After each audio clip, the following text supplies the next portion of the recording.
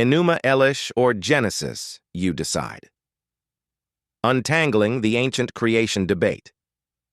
Hello everyone, Dan Mason here. For years I've been fascinated by the so-called similarities and differences between the Babylonian Enuma Elish and the opening chapters of the Bible. Some say Genesis borrowed from Babylon's story. Others say Babylon borrowed from Israel. Still others argue that they both came from an even older common source. I see it differently. Genesis is God's corrective to the myths around it, stripping away the paganism and revealing the truth about the one who made everything. The Enuma Elish, Babylon's origin story. The Enuma Elish is a Babylonian epic, probably compiled around the late 2nd millennium BC, though the core myths are older. It opens with primordial chaos, two divine beings, Apsu, fresh water, and Tiamat, salt water, whose mingling creates younger gods. The story quickly turns into a family feud of divine violence. The god Marduk eventually slays Tiamat, splits her body in two, and uses one half to form the heavens and the other to create the earth. Humans are made later, not out of love or care, but from the blood of a defeated god, to do the work the gods don't want to do. This is what I'd call an origin story in the mythic sense. It's not just about how the world came to be, but about how Babylon's gods and political order were justified. Marduk's victory becomes the divine seal of Babylonian kingship, creation versus origin stories.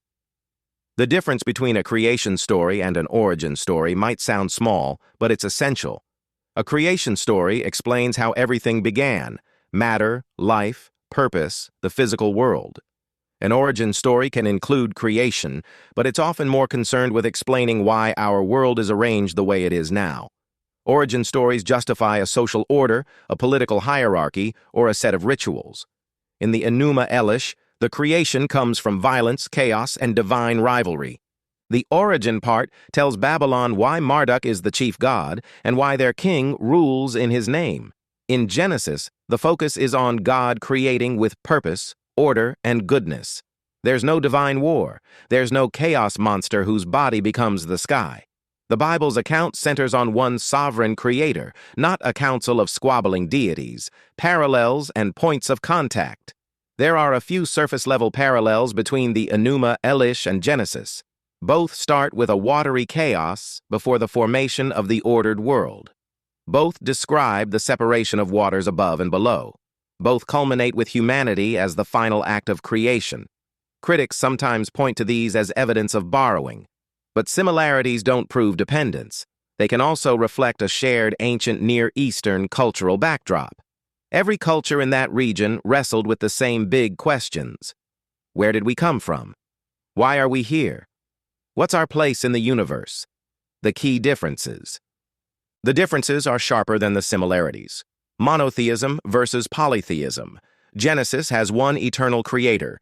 Enuma Elish has a whole family of gods. Orderly creation versus violent combat. Genesis presents God speaking creation into existence. Babylon's world is built from the corpse of a slain goddess. Human purpose. In Genesis, humans are made in God's image to rule and steward the earth. In Enuma Elish, humans are created as slaves to serve the gods. Moral character. The God of Genesis is holy and sovereign. Babylon's gods are fickle, selfish, and often cruel. These aren't just storytelling differences, they reveal two completely different theologies. Which came first? Historically, the Enuma Elish in written form predates the written form of Genesis by several centuries. That's one reason some scholars argue Genesis is a late composition, borrowing from or reacting to Babylonian myths during or after Israel's exile in the 6th century BC. But there's another way to see it. The Babylonian story preserved a corrupted memory of a much older truth, one passed down from the earliest humans. Genesis, under divine inspiration, records that truth accurately. If God spoke to Moses, or earlier prophets, and revealed how the world truly began, Genesis wouldn't be borrowing. It would be reclaiming. The written text may have come later, but the truth it records would be older than Babylon itself. God's counter-history. When I read Genesis alongside the Enuma Elish, I don't see plagiarism. I see God drawing a hard theological line. The world is not the byproduct of divine war. Humanity is not an accident or a slave class. Creation was purposeful, peaceful, and good. In other words, Genesis is not just another ancient myth. It's a direct challenge to the myths, including Babylon's.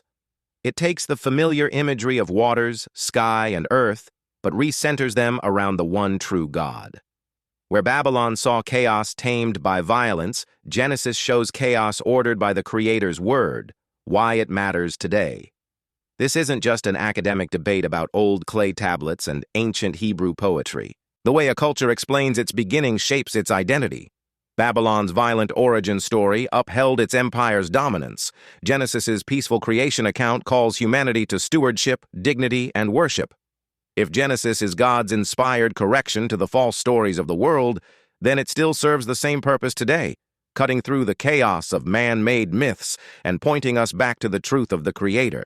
Please like, comment, and subscribe. I will see you in the comments.